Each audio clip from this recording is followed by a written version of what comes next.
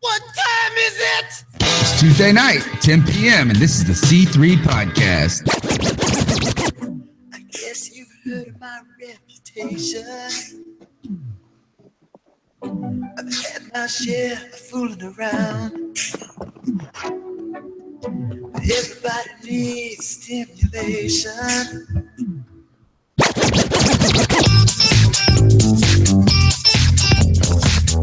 I had fun, man. Just out, you guys joking. We working at the same time. Putting the work in as a team. Like I said, man, I'm just glad to be with the guys. A favorite night of the week? Good Lord, it's a good day to be a Panthers fan. And we the best. You heard them say it. We are the best, Joe. And we put it on them. Hey, what's up, Panther fans? It's your boy, the Professor, a.k.a. Tony Dunn. It's the C3 Podcast, brought to you by CarolinaCatChronicles.com, where every Tuesday night we chop up the latest Panthers news and opinions from the fan perspective. There is so much news to talk about tonight, and I brought on my favorite people. I brought on one dude that has poo on his face, and his name is Joe Riolano, wearing the poo hat tonight. Emoji time. Joe, how you doing down in the low country? I hope things are better than your icon. As a matter of fact, they are. I am very well this evening. It was a nice day here in Charleston, and it's been all Panthers all day long, it seems like. So I'm ready for the show. I have lots of opinions and personal views on things I'd like to discuss. I'm chomping at the bit to get it rolling.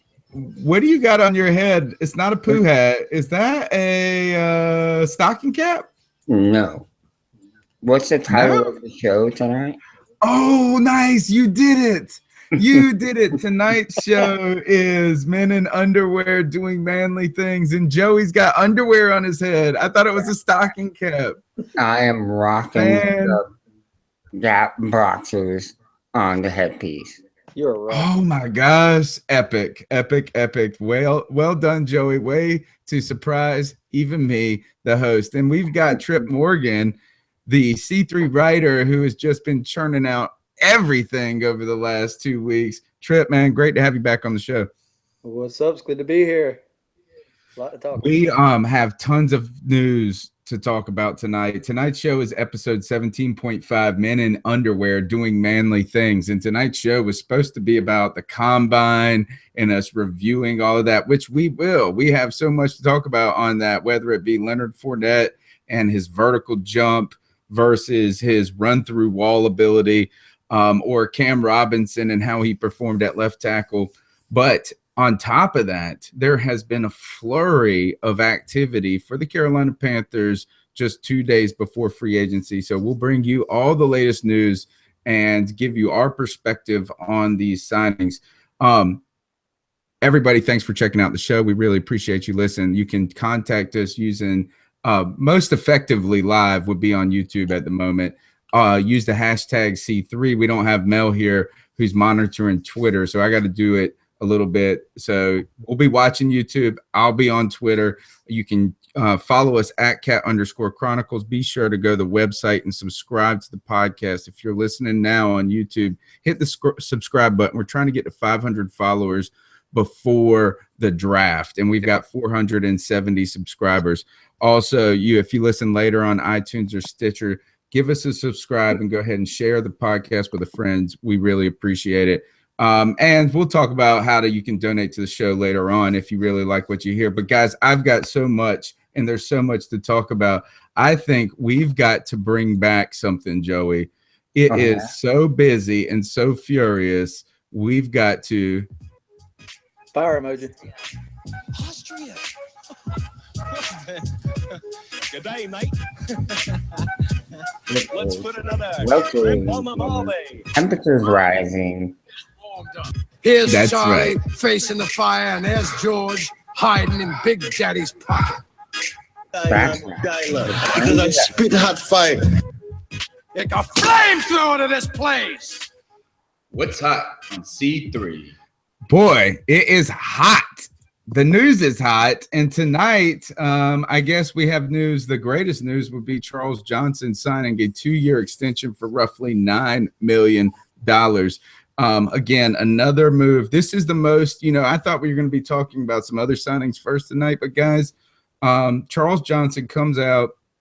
He has an opportunity to potentially retire, maybe seek a 1-year deal with another team for, maybe a lucrative $800,000 more than he could get here, potentially $1 million more. And he chose to sign with the Carolina Panthers.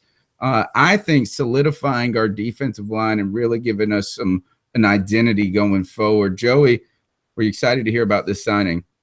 I was. I really was. I had seen earlier on his Twitter, he had posted something about decisions and posted a couple of things. Color icons. Color on them, I guess trying to suggest he was in the process of determining which team he was going to go to anyway. I was a little concerned over that because I thought, he's been with us his whole career. He's had such an impact on this defense over the course of his career. It'd be a shame for him to go somewhere else. And then lo and behold, he ends up signing. So I was happy. It definitely gives us stability. We're seeing the same faces. We know what we have in these players and what they're capable of. And I think that's a big thing. That's a big thing, having that stability along the front. I'm Randy. He's Randy. That's Randy.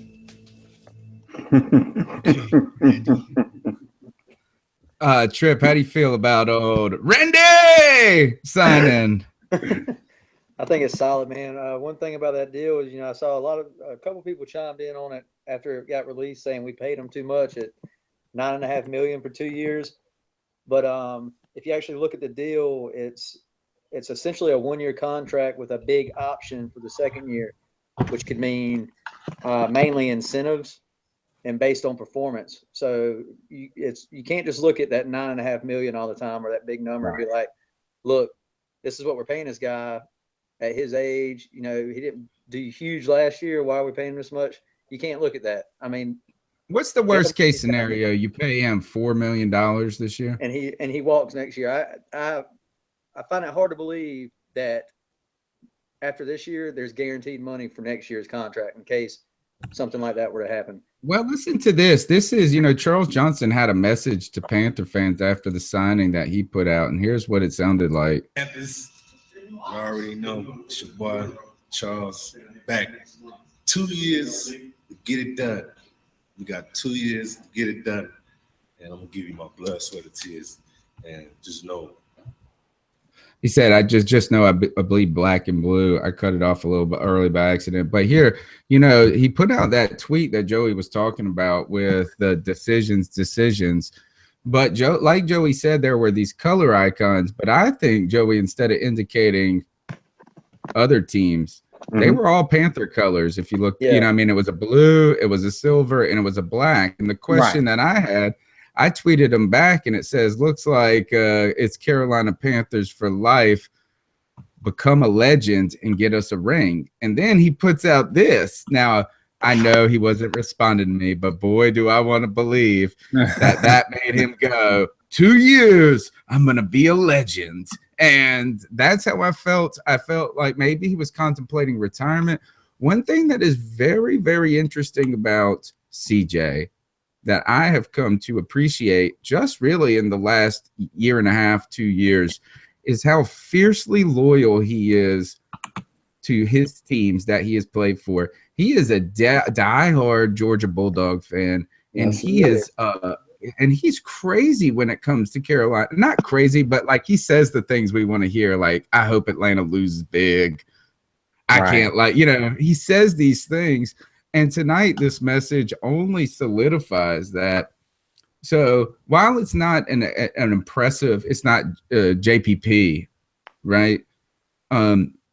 This does give us, with Mario basically, I think it says that Dave Gettleman has signaled that he has confidence in the defensive line at where they're at. Yeah, I think, and another reason, a big reason we brought him back Number one is, veteran leadership, and he's been with us since the beginning and whatnot. But you got to think he has also been one of the most consistent in the run game, and I think that gets overlooked a lot with him because of those 4 or 5 years of 10+ sacks he had with us. Everybody looks at him like edge rush, edge rush, edge rush, and he hasn't done that the last couple of years, but he has been there in the run game, and he was our best defensive end in the run game. And you have to factor that in when our game plan on defense is to stop the run and make a team one-dimensional. That's huge.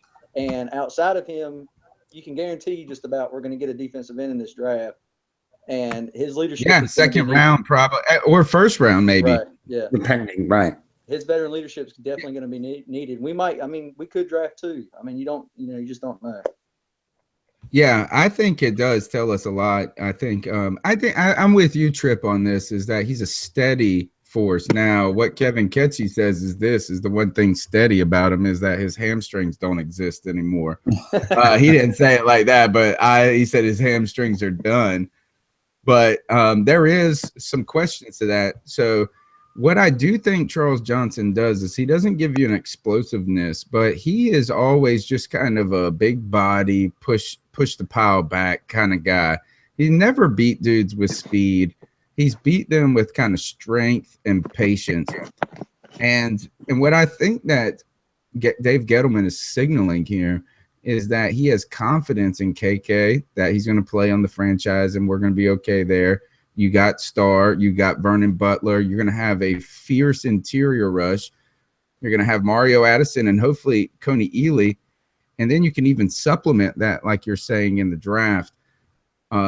So I think don't forget, folks, that the Carolina Panthers didn't they finish first second in the league in sacks? Second? I think they finished second. They may, I'm pretty sure they finished second behind Denver again, I think. And speaking of Charles Johnson and his run stopping ability, I think he was one of the top run stoppers in the whole league. Yes. As far as, analytics go. Yep. I believe he was right up there among the leaders. So, yeah, there's certainly value there. Joe, another thing we mentioned talking about the kind of his spirit for the Carolina Panthers. You want to talk about another guy that's come out and been very vocal about him and been the rah-rah guy on this team, Thomas Davis. Yeah. He came out on Instagram just earlier this evening and put a picture up of some dude from Denver that had his helmet off. That was an offensive lineman that was obviously had been in some sort of scrum with CJ on the field, and Thomas Davis is coming over there ready to wreck shop. And he was like, I don't even know who this dude is, but I'm ready to go. Thomas Davis is pushing his chips in as a player, appealing to guys like Charles Johnson, appealing to these fellas. I mean, you've seen him be very vocal and emotional about this team. Mm-hmm. I think these guys are believing that they might be able to bring this together for a legitimate push. And another big thing with all that is too is that other free agents see that. They see guys who want to stay with a team or a franchise for years and years and finish and try to retire there. They look at that, and with this stuff, since Gettleman's came in with Steve Smith and D'Angelo Williams, that's big when we're trying to go into free agency this year and we need to pick up certain positions. That's really big, and that looks good for us. And I think, Thomas Davis, I mean, he's just a man, and that him and Charles Johnson both have been there, but it's really big when you're looking at free agency going into it. I think that's an excellent point. I think another thing about Thomas Davis we forget is that we always think about those 3 injuries that he had, the ACLs and like how good of a person he is and like how the man of the year. But Thomas Davis has underneath him a grittiness. Yeah. That translated as a little arrogance and when he came into the league, it wasn't just this like he's like this super team leader all of a sudden. Right. He was a kid he's got that defensive mindset. There's a dog in Thomas Davis. He is from Georgia. He did play for Georgia. Yeah. He did. So this is what I got to say to Randy and Thomas Davis. Lock him up, Randy. Sweep the leg, Randy. Sweep the leg. Hurt his feelings, Randy. Crush his spirit, Randy. Well, Crush his spirit, Randy Watson. That's right. You saw where Bill Both tweeted about Charles Johnson was going to get straight to recruiting for the Panthers, didn't you? Yeah. Talking about, and it was hinting at Julius Peppers again. Yeah. Yeah. Okay. So another storyline coming off of that is that he's already thrown it out there. Charles Johnson has said that he's going to be actively recruiting Julius Peppers. Yes. I don't know how that will go necessarily, but for CJ is that he has worked out with Peppers a lot in the off seasons in the past. And Peppers really was a mentor to him early in his career, and they developed a bond. So there's a legitimate call right there. Yep. It'll be interesting. I put out that report earlier this week where it was saying, Green Bay's agent had talked to, Pepper's agent had talked to Green Bay again and was trying to work out a deal that would keep him in Green Bay. I haven't seen anywhere where Peppers has spoke on how he likes playing the 3-4. I know he was really close to coming to Carolina in 2014, and he got the phone call from Green Bay, said, "Look, we want you to play as a 3-4 guy." And he essentially said, "I've been wanting to do that my whole life." So he took it and ran with it, and he was productive. But I think he fit very well in that. I mean, he has been really productive in Green Bay for his age and what he has to, really what he is, Yeah. I don't know if he could be that productive in Carolina, to be honest. Right. And that's just it. I don't know. I haven't seen anything where he would prefer one or the other at his age right now. And I don't, it's just up in the air. So I don't know that Charles Johnson will have a big say in it. I'm sure he'll take it, he'll take it kindly as a good friend and whatnot. But like I said, it seemed like earlier this week that his agent was pretty close to trying to get a deal with Green Bay. He wanted to stay in Green Bay is what it sounded like. So yeah. Other news in signings too was so Brenton Burson and Philly Brown were released or notified that their tenders would not be tendered. Only to the next day bring back Sunshine on a 1-year deal. And I just got to say, JR's pool boy is back again. My question to you is, Joe, why bring back Burson and not Brown?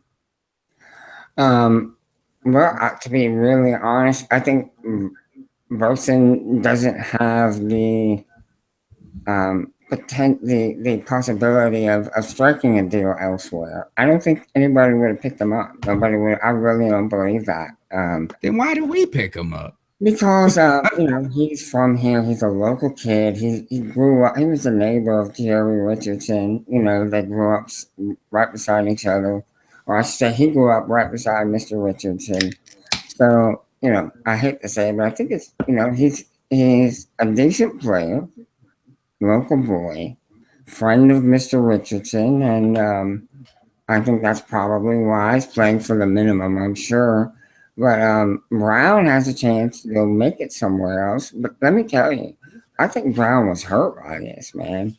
I think Philly had really come to love Charlotte, love playing for the Panthers, had planned on making a home here.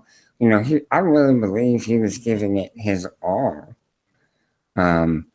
And they let him go. And I saw Susan mention on Twitter the other day that when he was cut, he had already scrubbed his bio on Twitter and made his account private. I think he was really hurt by it. The Panthers preach family, and I think he really bought into that. But at the same time, he did a lot for the team too. Let's be honest, is that Philly played well for the Carolina Panthers, and if you want to hang his time in Carolina upon a muff punt, we had him back there fielding punts as an undrafted free agent rookie back there trying to make the team. That was kind of an unfair deal. And really his bad play, his only really bad play where it was like liability play was in the preseason last year. Yeah, Wasn't it last year where he dropped, or was it the year before? 2015. Remember when he dropped like 30 passes in like 4 preseason games? It was like the most ridiculous thing ever. And then he came out and actually played well. Was that 2015 Trip? Yep, 2015 preseason, because that was I'll never forget, we were at the Texans game. It was one of the first home games, and Cam hit him on that deep bomb, and he caught it. He jumped over the guy and caught it, and he went down the sideline looking at his hands like, yeah, they're back. Right. Yeah, Oh, that's right. That's right. I don't think I don't think that was the reason they let him go. I just think they're really planning on bringing in some new talent, a rookie, a free agent. So somebody's got to go. And honestly, I don't know that Burson's going to be on the roster come, the start of the regular season. That's my whole thing with this is, in that article I put that it's very possible, just like last year they did with CJ, it's possible they bring him back, one of the two back, to re-sign for depth issues because they know the system, they've been there, done that. But if I were to have guessed out of the two, I would have guessed Philly. Now, granted, Philly may have cost some more money, right? And that may have been part of the issue too, right? But that's something you look at with hearsay. I think it's telling that they're doing this considering all the other positions. For one, it could be telling that Gettleman feels pretty good about the Victor Cruz visit. Just going into free agency, looking for that slot guy to stand out, and they might be looking to do something in the draft and or free agency outside of Cruz. So, I mean, it's going to be interesting to see because I don't think Burson's solid. He comes up with big third down catches, but I don't think he's the guy at the slot that they're going to be looking for long term. No way. All right, so on YouTube, Cody Lackney is echoing my sentiment that Brown should have been the one that got the contract, not Burson. I do think that Philly, and I think Jarrell said he was underutilized, but he made plays when he got a chance. It was a great round. And, he worked hard. I mean, if you think about that, what he came through, he was kind of a quiet kid that kept his head down, didn't cause any problems, and was a baby out there. You're asking a baby who was like 189 pounds. And he put on 15 pounds weight, didn't he? I didn't. There is some rationale to what, or there is some understanding to why he may be upset. And also, I mean, if you are going to use that, like there's just not the spot, we're trying to get more talent. They should have done that last year. Yeah. You know what I mean? Like all those guys. And then that brings up another name that a lot of people are talking about on YouTube right now, and that is Kieris Garrett. But we will get to that in a moment. There is more to talk about in the signings. We signed Fozzie Whitaker as well as tendered. Well, let's talk about Fozzie Whitaker. This was one of the signings that happened today. I don't know the contract details of what it was. I think similarly, it was a 2-year deal. And, Gettleman has been signing these 2-year deals. He signed one with Michael Orr 2 years ago. He signed one with Kirk Coleman 3 years ago. The 2-year deal, like Tripp was saying earlier, sounds it does help it gives them some like guaranteed money over a 2-year period of time, but it doesn't necessarily mean that you're in it for 2 years. Is that you kind of factor in part of that signing bonus into just kind of the overall contract. But if think about it, if you got to pay $1 million next year and just want to see if the guy's on the roster, that's not a big deal. Right. But Fozzie Whitaker, I'll ask you guys, Tripp, what did you think about this? Have we seen the numbers on that yet? Did that ever come out? I didn't see. I saw where he got signed. I haven't seen how much. I just think it's a 2-year deal from what I saw. That's all I saw. And I'll ask the people on YouTube to confirm that. He's been solid as a pass catching back for us, and he's had his moments where he's had to take over running the ball, and play, and he's had hot moments where he was the runner in the game with the momentum over Jay Stu, but I don't know. I'd like to see the numbers on what he's getting paid. But if you're looking for a change of pace back, and they could potentially be looking for their future back past Jonathan Stewart, I guess he's been your third down back. I don't know. I'd like to see the numbers though. They couldn't have paid him a whole lot, I'd hope. Joey, what bothers me about the Fozzie signing is that it signals confidence in Fozzie Whitaker as a player, right? Is that we're signing you. We believe that you can play a role in the offense or on this team. It's not like cats all around the league are going to be lined up to get Fozzie Whitaker. So it's not like you're going to lose him to free agency. So, or maybe they're just saying this is that, hey, we'll give you money now. A bird in the hand is better than two in the bush. Right. But that signals Carolina Panthers confidence in him. The thing that bothers me about that is why you say confidence in Fozzie Whitaker on one hand, we never use the damn guy. We barely use him, I feel like, offensively. And then, as some people have pointed out, this could be a special teams move. And you go, you know what? All right, that's a legitimate claim. But then I never see him on special teams actually with the ball in his hand do anything. We do love him at on the screen game though. Yeah, but we don't do it a lot. No, That's the thing. It's but like 4 plays a year. Right. I think this is a move again, hey, we're signing you, you know the offense. We know what you bring to the offense. We're comfortable with you. Cam's comfortable with you. We're going to have you on this team for right now. We're going to draft a running back, and, we'll see how things shake out come the start of the season. That's because he's on the roster now doesn't mean he will be come September. Okay. I think it's a good move for the Panthers because there's no guessing with him. You know what you have. Yeah. Yeah. Wait until you hear these numbers, guys. Eddie, listen to this. Joe, Eddie-ness, you can follow him at Eddie-ness. What a cool Twitter handle that is. Says 2 years, $2.5 million for Fozzie. That's dirt cheap. Yeah, that's nothing. That's barely a sign. Like at that point, I get it. And yeah, and outside of him, what are we gonna do? Or what are we gonna do in free agency? And what would you take a gamble on? Exactly. Third down back in the draft. Exactly. $1 million, that's great. I'll take that all day. And they can probably next year if they wanted to. No dead money. Another individual mentioned by Justin on Twitter at Justin5836 at Justin5836 says this. We just re-signed Colin Jones. Yeah. And then he goes on to say this. This is why we can't get better, signing the same old guys that are doing nothing.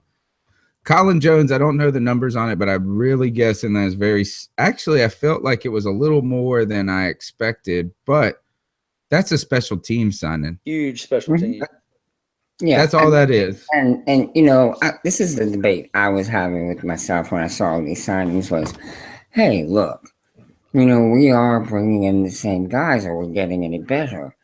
But if you look at it, these are the same guys we had on the team in 2015 when we went 15-1.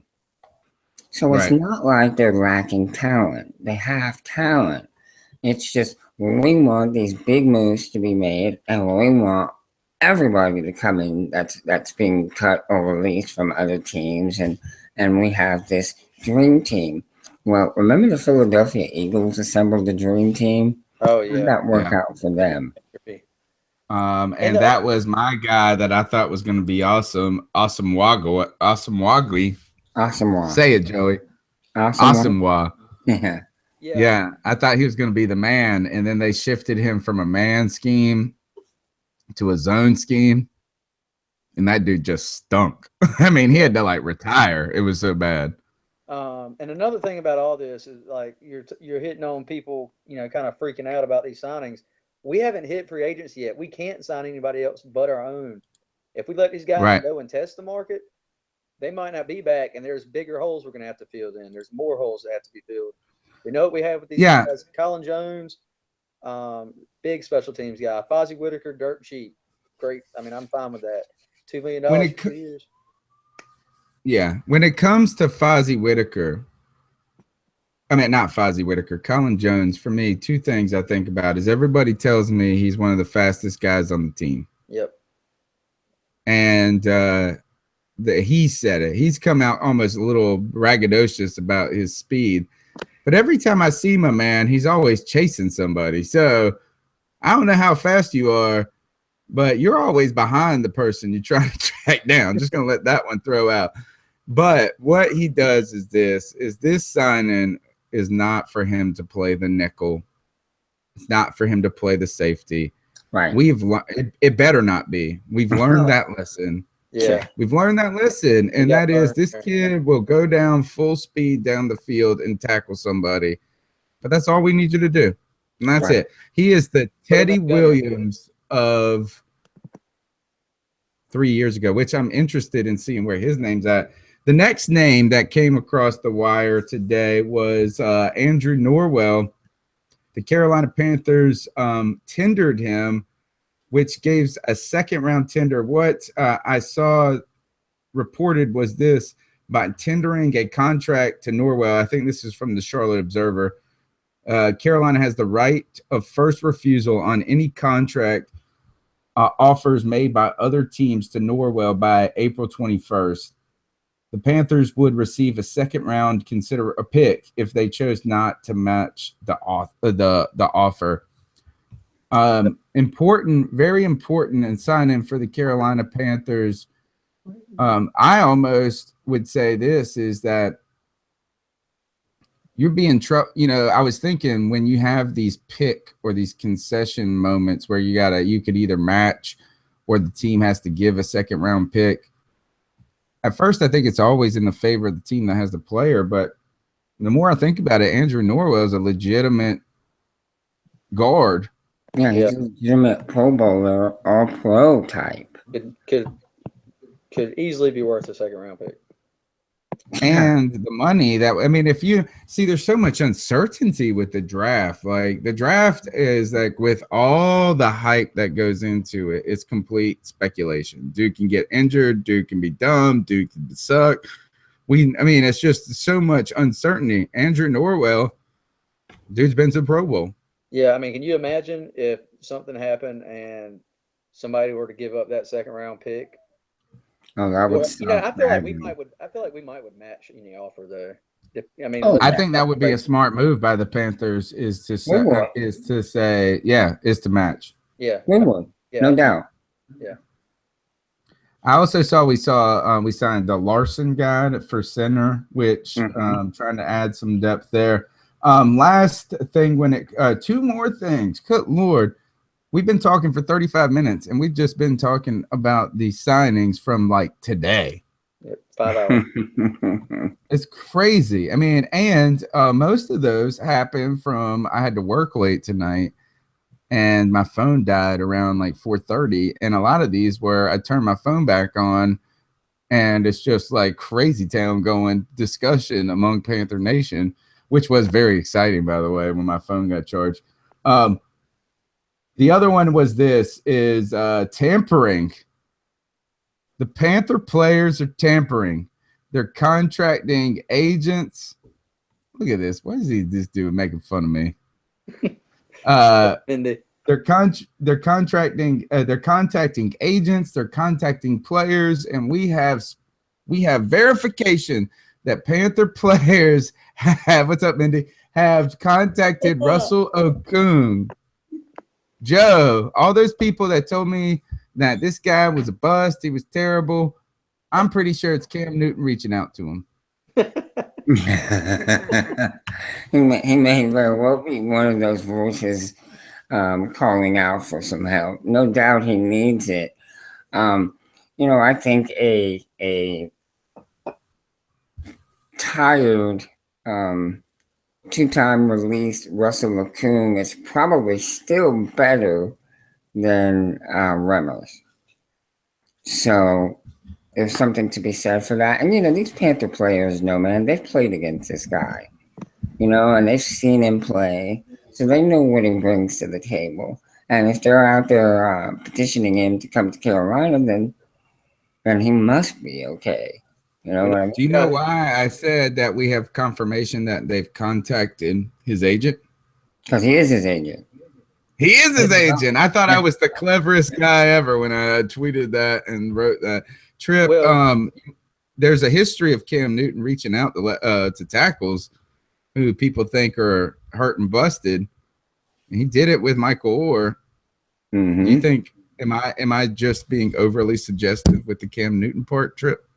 I think Ryan Kalil would have to RKO Cam Newton if he because he has made it clear on Twitter that he is not recruiting Russell Okung. No, and I think That was very cool, wasn't it? yeah, I thought that was pretty funny. I really do think that was obviously just a shot for his brother there, but Yes. which I'm not, I love Ryan Kalil, but I'm not at this point you've got to do something, but I'm not big on the whole Matt Kalil thing. And it's possible he could come here, a fresh scene could revitalize that. And I would hope if we go after him, like all the rumors are saying, that would happen. But yeah, I don't know. I'm sure Cam Newton's just, grabbing for anybody he can get his hands on right now for something new. So what we've been referring to people that are listening to the podcast later, and Ryan Kalil, when the report from Rappaport comes out that Panther players had been in touch with Russell Okung's agent, then Ryan Kalil retweets it with the quote that says, "I have it." And it was awesome because what I thought is that not only was, clearly there was, if you think about who Ryan Kalil is, this is perfect. It's a perfect tweet because he's the guy in the bear suit. He's the guy who he's kind of the big, funny, fat guy in the room that everybody likes. He's Seth Rogen. And he took out an ad in, I think, the year after Cam Newton was drafted, and Cam Newton comes in, has this mega year, and he goes, "We're going to the Super Bowl." That's probably not his best moment when it comes to his antics, but I'm just trying to highlight his personality. And then he comes out and says, "I'm not. It was so good." And it tells us this. He is tampering, not tampering because the players can do this. It's not against the rules from what I know. But guess who he's at? That suggests he's actively advocating for his brother to join the team. And I do think the best thing for Matt Kalil, you couldn't obviously knock Ryan Kalil helping his brother out on the offensive line. Pro Bowler, one of the best centers, in the last decade to play in the NFL. So, I don't know. It'll be interesting to see how it all plays out. Peekaboo Jones says this: sign every offensive tackle because we need them. And that is the truth. I saw a salesman put out a tweet to that, and it was like, "Give us your tired, your poor, your haggard offensive tackles. We need them all. We want them all." And it's the truth.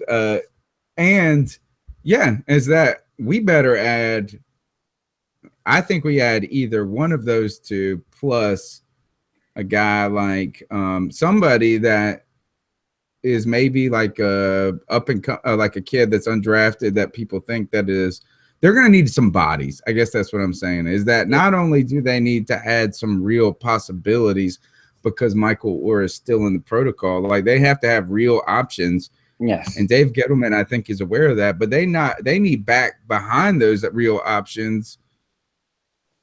Like these like plan D. Yeah. Another name that I've saw, and this is reported from Black and Blue Review, that the Carolina Panthers may be actively pursuing. He mentioned Matt Kalil, so there's some like sources that are other than Ryan Kalil that are saying that the Panthers are going to be interested in this. And Matt Kalil, but Barry Church, a safety from the Cowboys. I think I don't buy this And Bill Voth is solid. Like, so this isn't a challenge at him. The reason I don't buy this is Dave Gettleman. I feel like this is that at this point he's already played his card, which is we're going to go after a left tackle. He ain't going to pay anybody in free agency for a safety. He's going to get like damn Roman Harper to come back and play. Yeah. Yeah. I don't know. Do you think? What do you think about this Barry Church? He's got 5 career interceptions, but he is a strong safety. He's not he's definitely not known for ball hawking, which is something Gettleman likes. But even if we go in at pick 8, if somehow, I would love it if Jamal Adams was available at pick 8. But if somehow we were to get like a Jamal Adams, I mean that would be much cheaper. And the safety position is deep in this draft, so that kind of tells you a lot there. I feel like they could address that position there and maybe bring in. I kind of like Tony Jefferson from the Cardinals personally. Yeah, but I think they're going to work to re-sign him. Are they? I think they're going to try to get him into the fold. Or another name mentioned was Jonathan Cyprian. Yeah. I know there's a lot of mixed emotion with him, but he's an option. Yeah, I really like the Jefferson thing. I was hoping they would. I'd read a report saying they said they were going to go. They re-signed Gresham today. Yes, they did. They would probably let. Well, I know they're letting Calais Campbell walk. Yes. They were thinking they might have to let Jefferson walk too, which would have. I mean, I really liked him, but I mean, if he's there, that would be great for Carolina if they could get him. Yeah, and he would. I did read that they were looking to try to bring him back, which you can imagine why he's a good player. Yep. But Church is an interesting option. We could bring him in on a short-term deal and still draft a safety late and kind of groom him to take, Church to fill in for Church later. But I like Church coming in because he can play that safety role and allow Coleman to move over to where he can make plays in the ball. Because when he's in that free safety spot, man, he's a ball hawk. Yeah, he is. That's where he needs to be. Like it's so clear, and I'm not trying to override a coach or a scout, but like you can just eyeball test that. And man. Kurt Coleman makes a difference at free safety. He doesn't.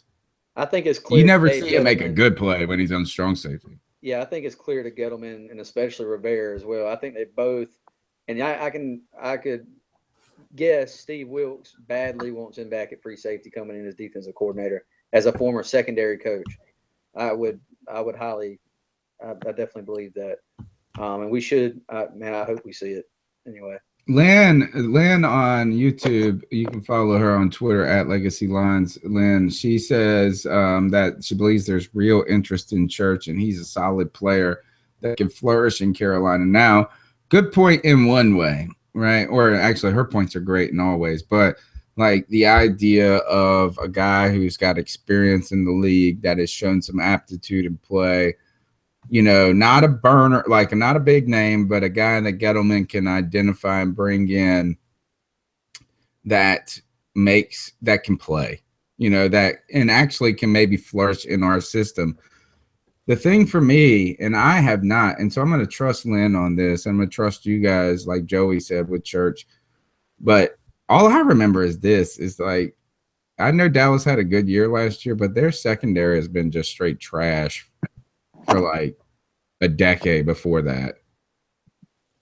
Yeah, but their whole defense has been awful until last year. Yeah, but Church has been pretty solid in his spot. He has been. He's been the bright spot on that. Yeah, really. Yeah, I'm gonna trust you guys on it because I just don't, I don't know him. I'm not gonna jump on and say I feel like he'll demand money, and I feel like he's gonna want a long-term deal because this is gonna be his prime contract of his career. Yes, it is. So I don't think Gettleman's gonna be the one that walks out there and wants to give him a 4-year deal. Right. So I think he ain't giving any safety a deal. Yeah, he's never paid a safety. Yeah, ever. I don't think. I think somebody else will overpay Barry Church more than what we would want to pay him. But like you said earlier, Voth is solid. Black and Blue Review is solid. So I don't know his sources. He seems to have plenty more of them this offseason. So we'll see how it plays out. All right. Right, you're through that. All right. Well, we're going to move on to the combine, but before we do, I want to remind everybody, if you're listening to the show, we really appreciate it. We got a lot of chatter on YouTube. Thank you, every single one of you, for participating in the show, tweeting it out. Do us a favor and give us a share. If you're not subscribed, go ahead and subscribe to the show. And also, if you really do enjoy the show, we encourage you to donate. Even if it's just $1 one time or $1 a month, $12 a year can really help us grow this show, bring on more guests, continue to bring you more coverage, and for basically just this, more conversation. And I think we've been pretty consistent on that, is that we're the longest running show on for the Carolina Panthers, longest running podcast, and the top rated in iTunes, which I think is pretty cool. Now, I'm also just basing that on the stats of I searched Carolina Panthers in iTunes, and ours came up first.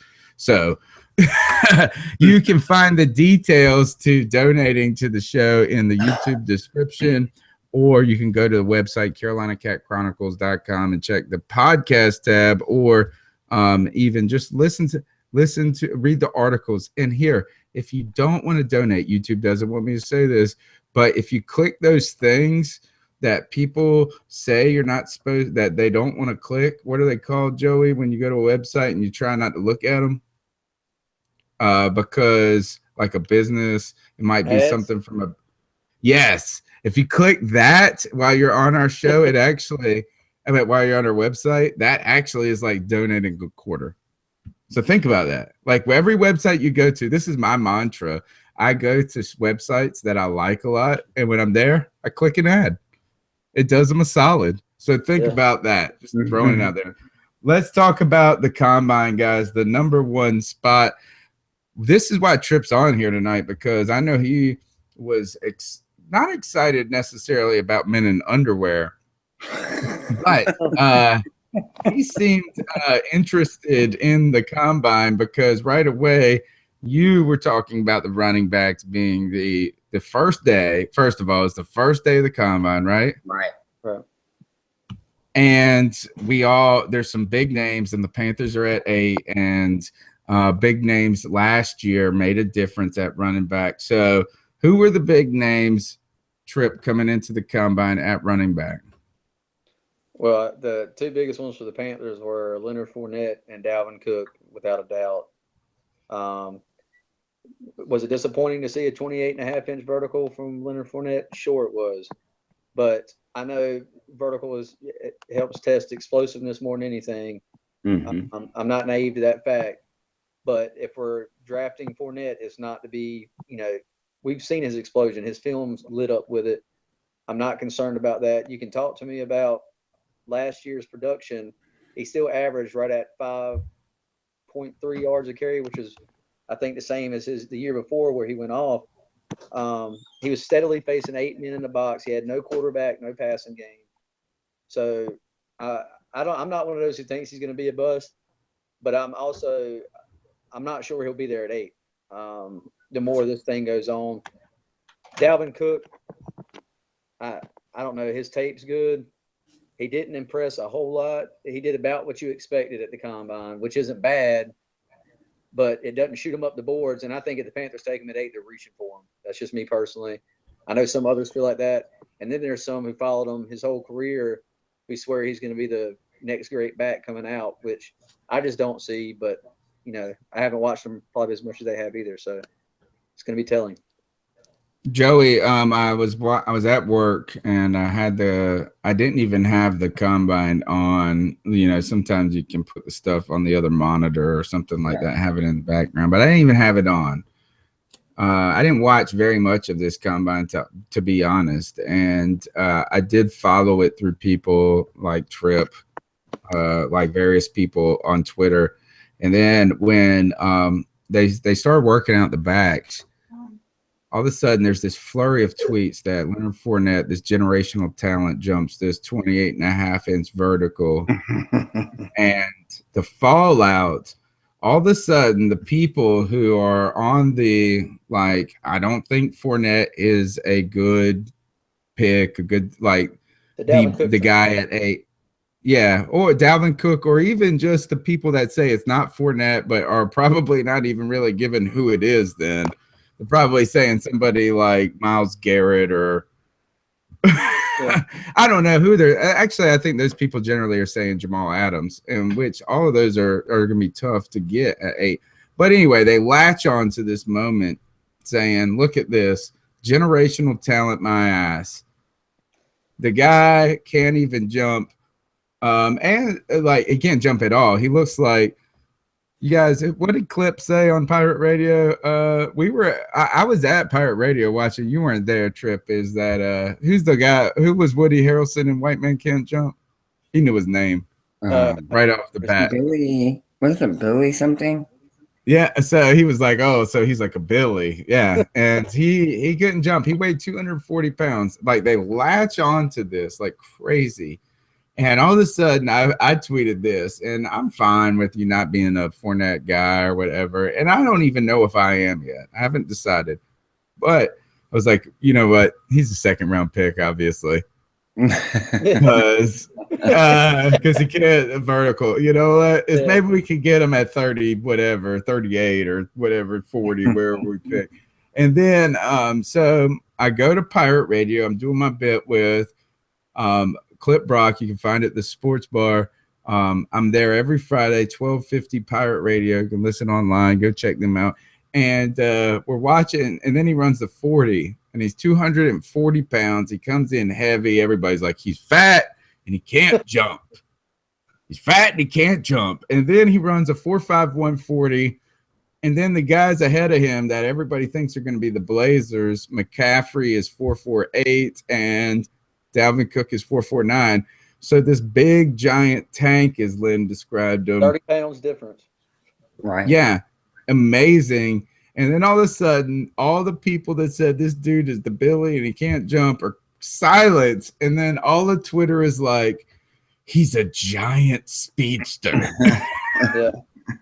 And what kills me is nobody wanted to talk about Dalvin Cook's 30.5-inch vertical.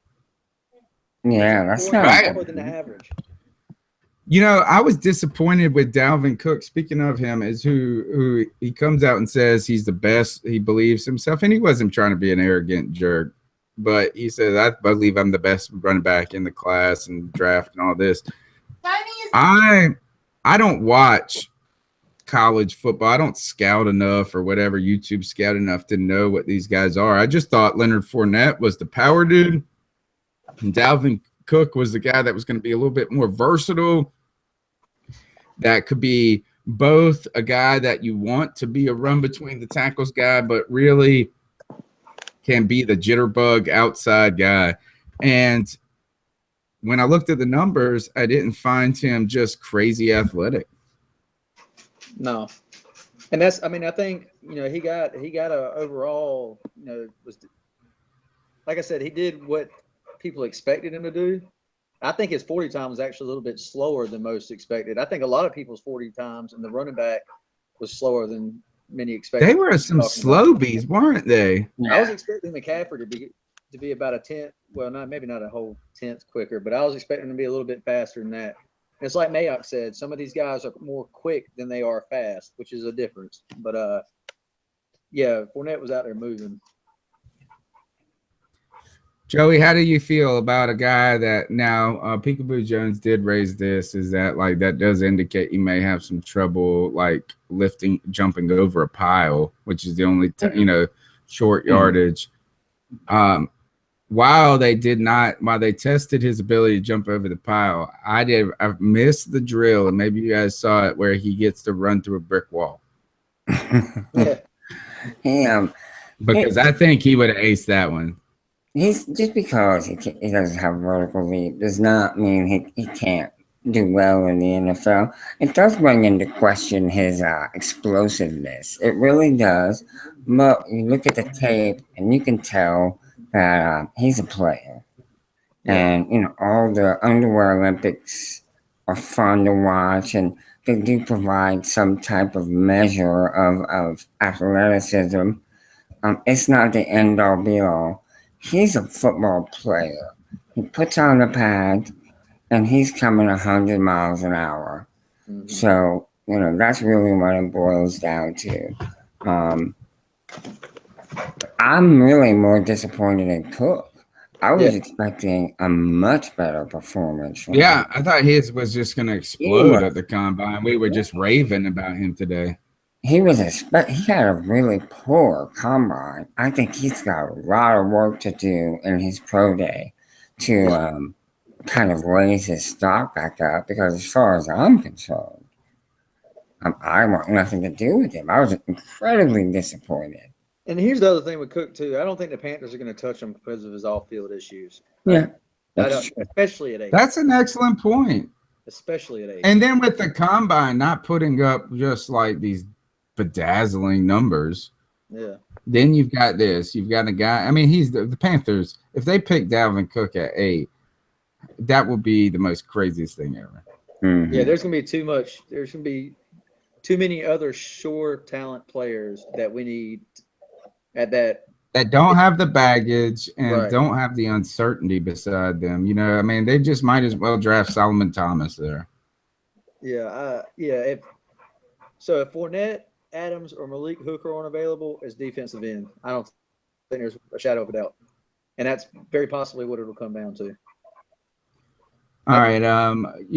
Kevin Ketchy said this. I didn't watch a single thing from the combine. And you know what? You shouldn't be ashamed to say that one bit. You should be ashamed to say that is that Joey's got underwear on his head. And that's about the only thing that you missed is dudes in underwear. When it comes to continued from the draft, offensive tackles were on day one also. And I think it was very clear. I think if anybody's stock went up in offensive tackles, now I know you guys are going to go pull out some crazy dude that ran like a 4.7 and he's like, whatever. But I think Cam Robinson only helped himself at the combine. Like there's nothing that, there was a lot of critics coming out saying that Cam Robinson, look at the tape, do this and that. But he came to the combine and straight showed up. He looked smooth. He looked good. He looked like the front runner at the tackle position.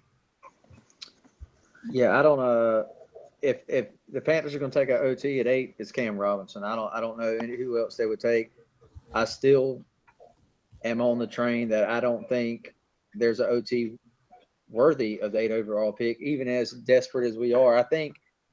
I really believe Gettleman and the Panthers are going to address the tackle position in free agency. That's how they want to do it. They might take a tackle somewhere in the draft. I don't think it's going to be in round 1 or 2. It might be in 2, but that's just me. That'd be the earliest. Yeah, I think they've clearly made it.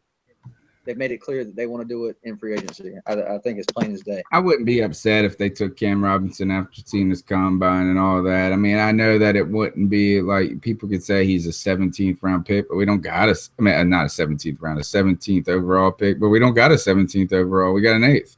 Yeah, can you be mad though in a situation we're in? I don't think you really can. Yeah. Obviously you could. I think you got to get free agent and do this, right? Maybe, and I still wouldn't be upset.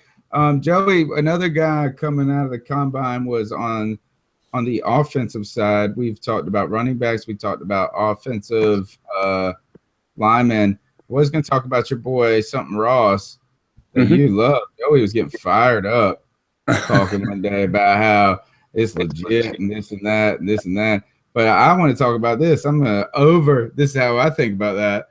Now I'm fired up. And we're talking about Zay Jones, baby. Zay Jones from the ECU Pirates comes out and runs a 4.45, right? Was it 4.45 or 4.46? 4.46. It's point. Either way, it's fast. Yeah. He's 6'2". He comes from a football family. He has the all-time record for catches in collegiate football, and he had amazing pro day. He runs faster than anyone expected. He is amazing. And you want to talk about a guy that made some money in Indianapolis? That dude's straight. In fact, I got to worry about this. Is he even a legitimate second-round pick for the Carolina Panthers right now? I don't see him available at Wow, round. that's crazy talk. Yeah, That's that's awesome. Isn't it? Isn't it? It's wild. But dude, he has So done cool. nothing but make money since the season ended. Senior Bowl practice, the Senior Bowl Dominated it. Just combine. straight dominated. I mean, he's going out and taking it. I mean, he's doing his, and he's a professional.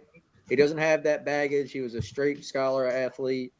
And people, analysts and reporters have just raved about how he's done in his interviews and stuff, and his podium, his press conferences.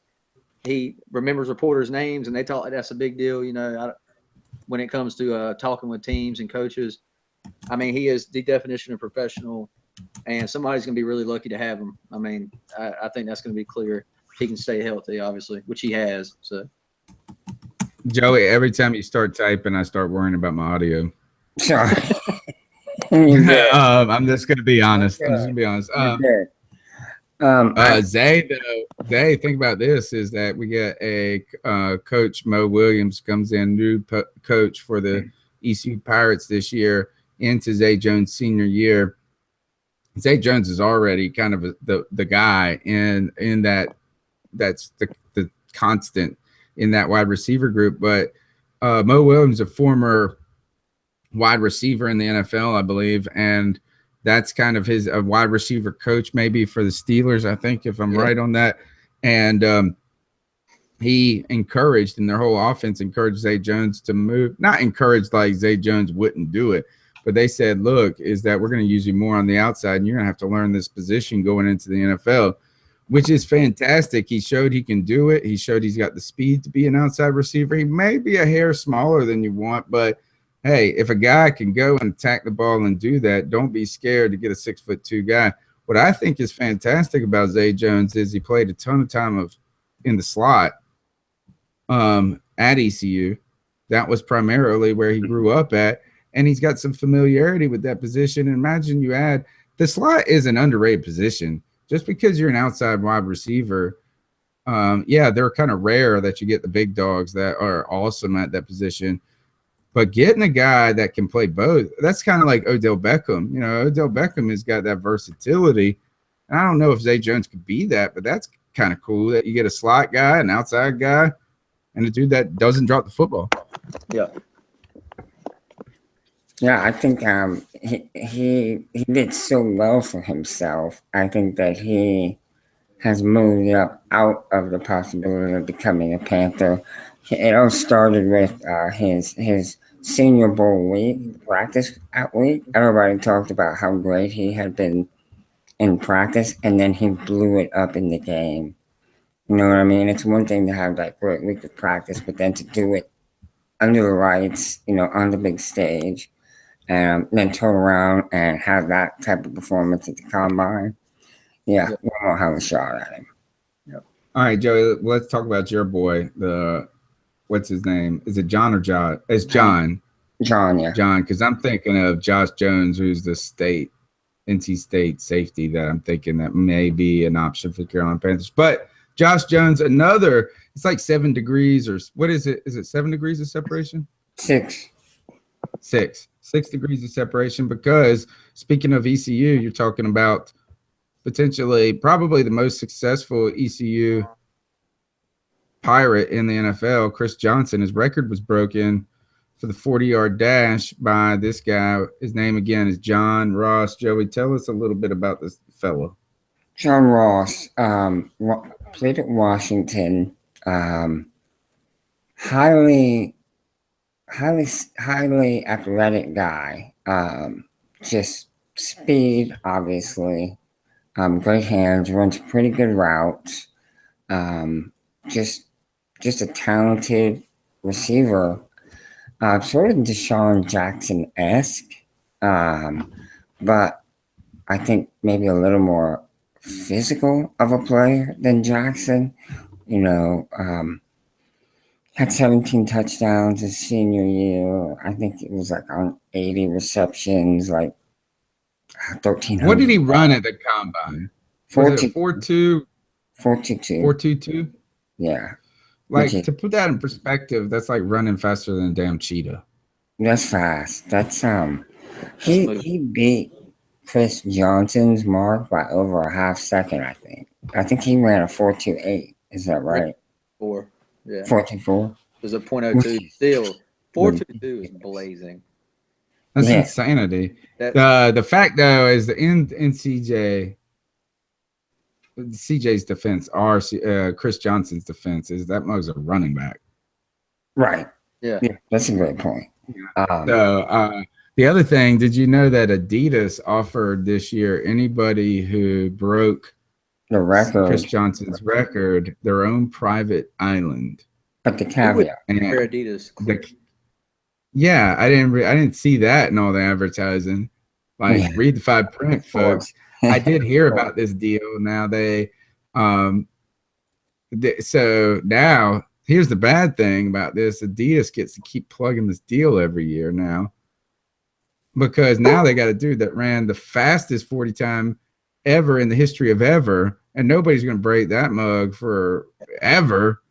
And then they got this shoe clause in it too. They're never giving that stupid island away. I'll say this, and as far as anybody ever to break it, Ross said, and coaches backed it up, that he ran a 4.16, Oh, Shit. which is how do you even do that? He's like the Flash. He's the human Flash. Dude, That's you realize crazy. it's almost 10 yards a second.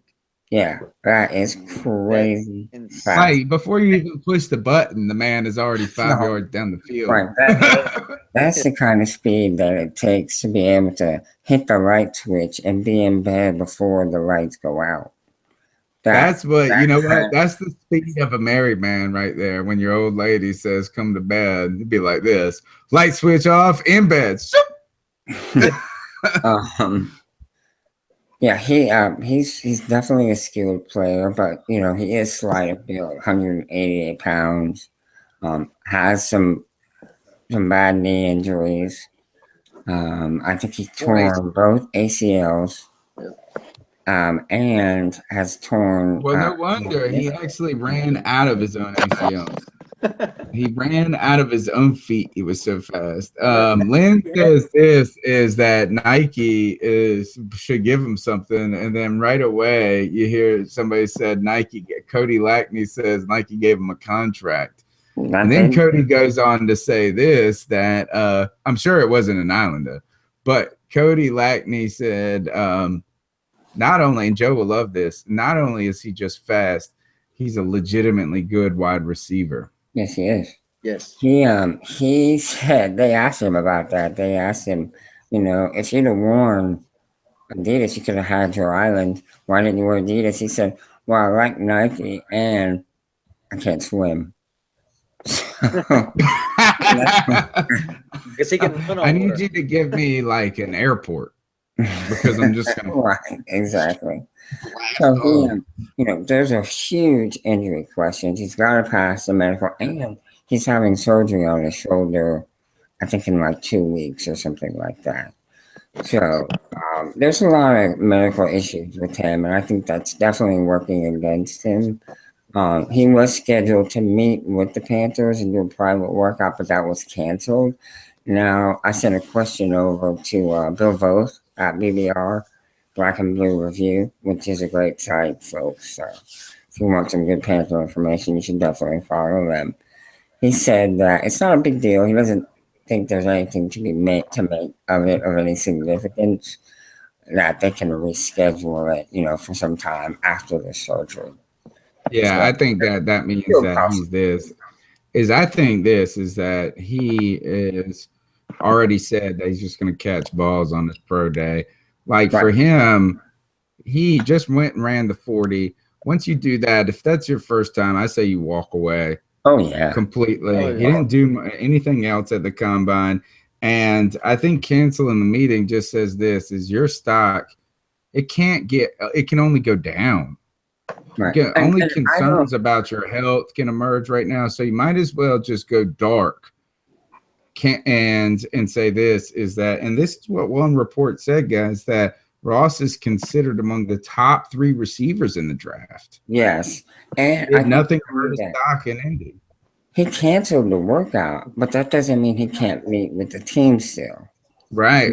He's just He saying just this. has I'm to gonna go. work I out. did what I needed to do. I Right. ran the fastest 40 ever. That's what I can do. And now I'm gonna go get my shoulder cleaned up, and I'll see you guys on draft day at number 8. And I think his real value, aside from being an excellent receiver, is just the threat that he brings to an offense. You're so scared that this guy's going to get behind you and make a play that you're willing to give up anything underneath to make sure he doesn't get behind you. And that's where you open up the field for Olsen, for KB, for Funches. Your run game is going to be more effective because you got that safety playing deeper away from the box. So, yeah, he's such a tactical value that it would be a great move for the Panthers simply in that regard, aside from the fact that he's a really good receiver. Yep. The sentiment on YouTube is actually echoing Joey a lot on this, talking about that not only does he just do this, as Joey's saying, like this, but he's actually good too. So it's the thought of what Ted Ginn could be. Yeah. Right. Very polished receiver. And if the reports stay true out of Buccaneers camp, if they do get Deshaun Jackson and we ended up somehow, we could have both of them going again. Yeah, we're gonna have to play defensive back. That's what we're gonna have to make them do. The catch up. And by the way, speaking of Deshaun Jackson, that's the guy that reached out to him. Like Joey sent me an article that said like Deshaun Jackson reaches out to this kid and says like, look, you got the potential to be like me plus. Yeah. Right. And supposedly took it very seriously. Maurice Phillips is saying on YouTube, and this is probably a very legitimate point, is that we get a defensive end at 8. I think so. You're not going to be excited when that pick comes across the board, because it's going to be a guy like Solomon Thomas. It's going to be not the best guy. It's going to be a guy that's, and I agree with that. I think that could very well happen. I would not be surprised to see Cam Robinson still. Like, I know that everybody's going crazy, but he looked all right to me. I think it has to be a defensive end or offensive lineman, because the need is so great versus the need for receiver. We can get by with a receiver and another point in the draft, or even another running back. Little baby Bird out there. Baby Bird's pretty fast last time I checked. And Gettleman loves to build his team in the trenches. Yeah. I won't be disappointed one bit if it's a defensive end. I'm pretty sure we're going to be happy with the guy we get at 8. Like Dave Gettleman's going to give us somebody. We're going to be blunt. We're going to be thrown off, completely thrown off. Whoever you think it is, not going to be them. He's not surprised us every year. Yeah. Jack Thompson, who saw that coming? Right. Well, that's Kelvin Benjamin, I still think it's possible he trades up into the second or something again this year. For who? Oh, I don't know for who, but I just feel like he's Fournette, he's Myles Garrett. That'd be awesome. He's got 8 picks to work with this year, and the talent. Oh, you're saying trading up in the second round? Yeah, give away some. They swap a pick and give away some or one. Yeah. Make 2 impact players and call it a day. It depends on who's there. Exactly. I mean, there's a lot of talent and some needs. There's a lot of talent in the positions of need for us in this year's draft. That can really address and make an immediate impact in those first 2 rounds. And with 8 picks in his hand, I mean, we've seen him do it with less the last 2 years. So yeah, you might see him move up into the early in the 3rd. That's what I think he does, is trades that compensatory pick. Yeah, which you can trade around. And I think he probably trades that with a back end pick to move up a couple of picks and get the guy they want in the 3rd. That's what I would guess. Getting into the second round is going to cost you that first 3rd and potentially another 3rd. Like, you have to give both away. But you can swap your second round pick with that person if they're further. Yeah, that's what you would have to do. Yeah, that's a good point. Yeah, it's an excellent point. All right, guys, I think we pretty much covered as much as we can cover tonight. We need to get on out of here. Right now, we still have one last point to do. We got to deliver some ice up picks of the week. I am not ready, so I'm going to defer to you guys. So why don't you take the lead? I'll ice up myself. I didn't. I never had. Well, then go Joe and think of one. Go Joe and No think pressure. of one. No pressure. I was under the hot seat I was on the hot seat last week. I didn't come prepared with one, and while Tony was talking, I was racking my brain for one and couldn't think of nothing. And then we finished the podcast and we're done. I'm sitting at home watching TV, and all of a sudden, I get a wave of ice up picks. That's exactly how it happened. Anyway, I have one this week. I'm much more prepared, and it's the NFL. I'm icing up the league because do either of you know when the NFL was founded? No. 1920. Now, over the course of time, it's changed names, of course, but it was originally founded in 1920, and in that entire time to present day, they have not had full-time officials. Yep. Okay. Yeah. We still don't have full-time officials. Do you know how much the NFL is expected to profit this year? Yeah, billions, 50 billion. $14 billion. I said 50. That's crazy town. They could build the damn wall for that price. $14 billion. So I think, honestly, still potentially could build the wall. Definitely. They are able to pay for full-time officials. The problem is they've always thought that going ahead and making officials full-time employees, the benefit, the difference in their play calling is going to be so incremental that it's not worth it. But by having them as full-time employees, they could have them go to practices and practice during the week, officiating. They could put them in virtual situations. They could put them in, using the 3D. They could make them clean a freaking bathroom. Right. Or, they would have. Come on, NFL. My point is they would have much more access to these officials, being able to make them better. So, they have finally been seriously discussing coming up with 17 full-time officials. So it won't be so they're like even kind of being stingy on how many they're going to do. Exactly. That's the dumbest thing ever. Like, come on, NFL, give me. Right. They need to get current because the rest of the professional leagues have full-time officials. You know what they're worried about? Actually, let me tell you this. The real reason, and I just came up with it, the reason that they don't want to do this is they're worried that there's be an official lockout like there was in baseball. Do you remember when the umps locked out baseball? Mm-hmm. That's what when they're part-time employees, they can't unionize like that as strongly. That's a great point. That's a really good point. Just thought about this. Could possibly be the case. However, I think people are really pushing them to go ahead and make the officials full time. So they're doing 17. They're going to see how it works and see if it improves. If officiating happens to go up and you make better calls and more consistent calls. So I'm icing the NFL up for it taking almost 100 years for them to finally decide officials full time. A century later, you decide, hey, maybe we can go ahead and do this.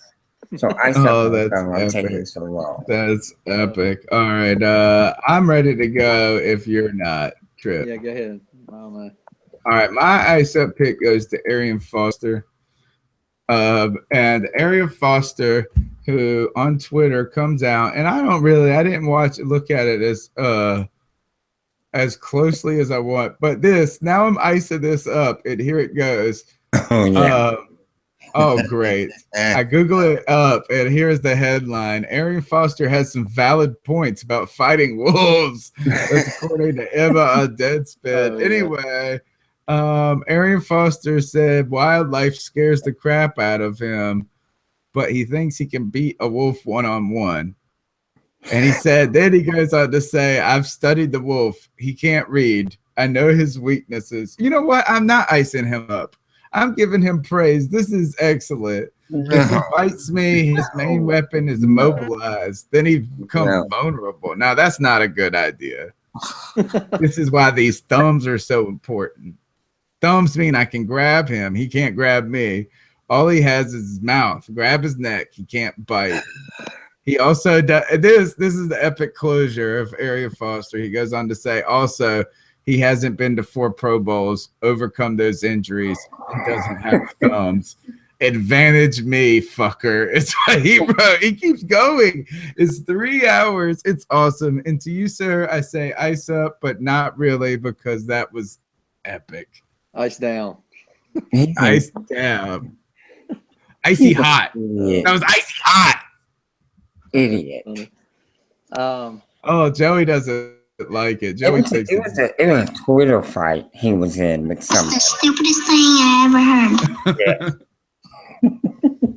It was awesome. I like how he doubled down and committed to the whole thumbs thing. He's like, I got these thumbs, brother. All right, Trip, give us somebody. Actually, I'm a ice up NFL teams in this boring ass tampering period we had today. Yeah, man. Like the last 2 years. Well done, sir. The last 2 years at noon, the NFL tampering period has been like almost. It just seems like it's been huge, and it really has been. It ends up within like the first 20 minutes. Like Brock Osweiler, like Cousins becoming the richest man in Texas or something. Yeah, it's like, oh, you know, this guy's going here, this guy's going there, and it's been 15 minutes in, like they've been talking all year. You know, like, today it's like everybody's going crazy, Twitter's going crazy. It's like, yeah, welcome to tampering, this and that, and an hour goes by. It's like, okay, so is anything going on? No, it's just guys, teams signing their inside guys, like they couldn't talk to them the whole time. So, Right. to that ice up for a boring ass tampering period that was way. That's a great one. That's a great one. Shockhead says that he's no icing up DG. He likes to ice me up every week. That's all you like to do, Shockhead, is ice me up. And generally, it's well deserved. He did want to point this is that he didn't like Dave Gettleman's commitment to players that he's stuck with already. So you, Shockhead says, ice up, Tony. That's what he truly says. Guys, this is the C3 podcast, and finally, it was fun, but it's over. All good things must come to an end. Yes, they must. They may, they shall, they will. And tonight they do. Joe Riolano, tell them how they can follow you if they want to continue this fun conversation we had tonight. Guys, yeah, please follow me on Twitter at Joe Riolano. Thanks for tuning in. We enjoy doing this for you guys. We are fans, and we do this for you guys, the fans. That's right, because fans make football more than a kid's game. And Trip Morgan, he loves football. He loves talking and hanging out. He does it completely for free, which is freaking awesome. Trip, For now, how do they follow you? at Trip Morgan 6 on Twitter. It's TRIPP Morgan 6.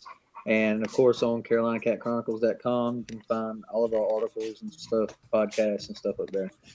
I talked to Miranda. I can't wait to fake buy a vacuum for you. Oh, yeah? And we can do it next week. I can't buy a vacuum, but I can pretend to buy a vacuum for you, Yeah. Trip. We'll catch you guys next week, Tuesday, 10 p.m. It's C3 Podcast. Follow us on Twitter. Come on back, folks. Good